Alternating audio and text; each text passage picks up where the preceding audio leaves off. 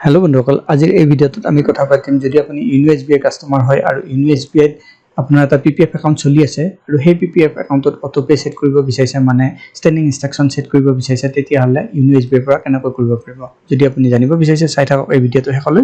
আমি এই টপিকটোৰ ওপৰতে কথা পাতিবলৈ গৈ আছোঁ। আহক আপোনাক লৈ যাওঁ এতিয়া ইউএছবিআইত। ইউএছবিআই ওপেন কৰি লৈছোঁ আমাৰ মোবাইলত আৰু 6টা ডিজিটৰ যিটো এমপিন আছে সেইটো ব্যৱহাৰ কৰি আমি আমাৰ একাউণ্টত লগইন হৈ যাম। একাউণ্টত লগইন হোৱাৰ পাছত একাউণ্টৰ ডেশবৰ্ড এনেকুৱা ধৰণে পাব। এতিয়া প্ৰথমটো আছে ট্ৰানজেকশ্যন একাউণ্টৰ অপশ্যন। আপুনি লেফ্ট ছাইডত স্ক্ৰল কৰক, ইয়াত পাব ডিপজিট একাউণ্ট। এতিয়া ইনভেষ্টমেণ্টৰ ওপৰত ক্লিক কৰি দিয়ক। ইনভেষ্টমেণ্টৰ ওপৰত ক্লিক কৰাৰ পাছত ডিপজিটছৰ আণ্ডাৰত মেনেজ ইউৰ ডিপজিটছ এটা অপশ্যন পাব, তাৰ ওপৰত ক্লিক কৰি দিয়ক। তাৰ ওপৰত ক্লিক কৰাৰ লগে লগে আপোনাৰ যিমানকেইটা ডিপজিট একাউণ্ট চলি আছে, পিপিএফ, আৰডি, এফডি, সেইবিলাক ইয়াত দেখুওৱা হ'ব। এতিয়া আপুনি পাব্লিক প্ৰভিডেণ্ট ফাণ্ড মানে পিপিএফ একাউণ্ট নম্বৰটোৰ ওপৰত ক্লিক কৰি দিয়ক। পিপিএফ একাউণ্ট নম্বৰটোৰ ওপৰত ক্লিক কৰি দিয়াৰ পিছত আপোনাৰ বেলেঞ্চবিলাক ইয়াত এনেকৈ দেখুওৱা হ'ব। ইয়াত তলত দুটা অপশ্যন পাব, ইনভেষ্ট মান্থলি আৰু ইনভেষ্ট লামচাম। আৰু এতিয়া আপুনি ইনভেষ্ট মান্থলিৰ ওপৰত ক্লিক কৰি দিয়ক। ইনভেষ্ট মান্থলিৰ ওপৰত ক্লিক কৰাৰ পাছত ছেট আপ এছআই এটা অপশ্যন পাব, তাৰ ওপৰত ক্লিক কৰি দিয়ক। তাৰ ওপৰত ক্লিক কৰাৰ পাছত আপোনাৰ যিটো একাউণ্টৰ পৰা পইচা ডেবিট হ'ব, মানে আপোনাৰ ছেভিং বেংক একাউণ্ট নম্বৰটো ইয়াত দেখুওৱা হ'ব, তাত বেলেঞ্চো দেখুওৱা হ'ব। এতিয়া অকণমান তললৈ স্ক্ৰল কৰক। তেনেলৈ স্ক্ৰল কৰাৰ পাছত আপুনি ইয়াত দেখা পাব কিমান টকা আপুনি মান্থলি এছআই ছেট কৰিব বিচাৰিছে, সেইটো ইয়াত ছেট কৰিব লাগিব।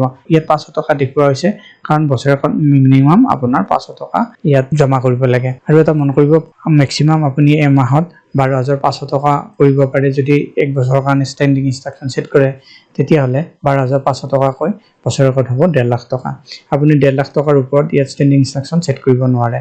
যদি কৰে তেতিয়া লাষ্টৰ ষ্টেণ্ডিং ইনষ্ট্ৰাকচনটো ফেইল হৈ যাব। ফেইল হ'লে আপুনি তাৰ চাৰ্জো দিব লাগিব, ফেইলাৰ চাৰ্জ। গতিকে সেইটো মন কৰিব। এতিয়া ইয়াত মই 12,500 টকাই ভৰাম।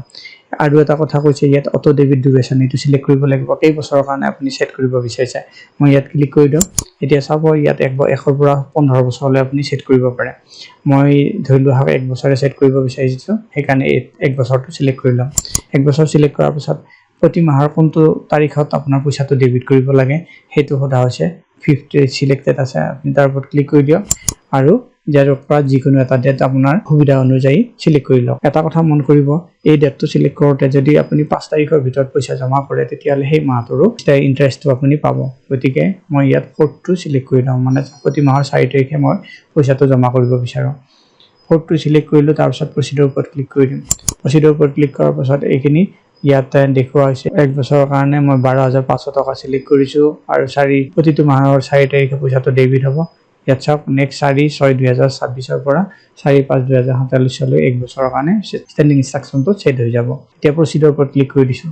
প্ৰচিডৰ ওপৰত ক্লিক কৰাৰ পাছত ফৰ্ম এবাৰ ওলাইছে, যিখিনি আপুনি চিলেক্ট কৰিলে। ফৰ্মখন চাই লওক, তললৈ আহক। টু একাউণ্ট কোনটো নম্বৰত জমা হ'ব, কোনটো পিপিএফ একাউণ্ট নম্বৰত জমা হ'ব, সেইটো দেখুওৱা হৈছে। এতিয়া কনফাৰ্মৰ ওপৰত ক্লিক কৰি দিয়ক। যিটো এমপিন আছে আপোনাৰ লগইন এমপিন, সেইটো ইয়াত ভৰাব লাগিব। যদি আপুনি বিচাৰে অ'টিপিৰ মাধ্যমতো কৰিব পাৰে, ইউজ অ'টিপি ইনষ্টেডৰ ওপৰত ক্লিক কৰি। মই যিহেতু এমপিনটো ভৰাব বিচাৰিছোঁ, সেইকাৰণে এমপিনটো ভৰাই লওঁ। এমপিনটো ভৰাই এতিয়া ছাবমিট কৰি দিছোঁ। ছাবমিট কৰাৰ লগে লগে ডান। পিপিএফ একাউণ্ট নম্বৰ এইটো কোৱা হৈছে, standing instruction have been successfully set up. মোৰ ষ্টেণ্ডিং ইনষ্ট্ৰাকচনটো ছাকচেছফুলি ছেট আপ হৈ গৈছে। অহা মাহৰ 4 তাৰিখৰ পৰা মোৰ পইচাটো অট'মেটিকেলি ডেবিট হৈ মোৰ পিপিএফ একাউণ্টত সোমাই যাব। বন্ধুসকল, এনেকৈ আপুনি যদি 2026 বৰ্ষৰ SBI internet banking renew update হোৱাৰ পাছত ষ্টেণ্ডিং ইনষ্ট্ৰাকচন ছেট কৰিব বিচাৰিছে আপোনাৰ পিপিএফ একাউণ্টৰ কাৰণে, সহজতে কৰিব পাৰে।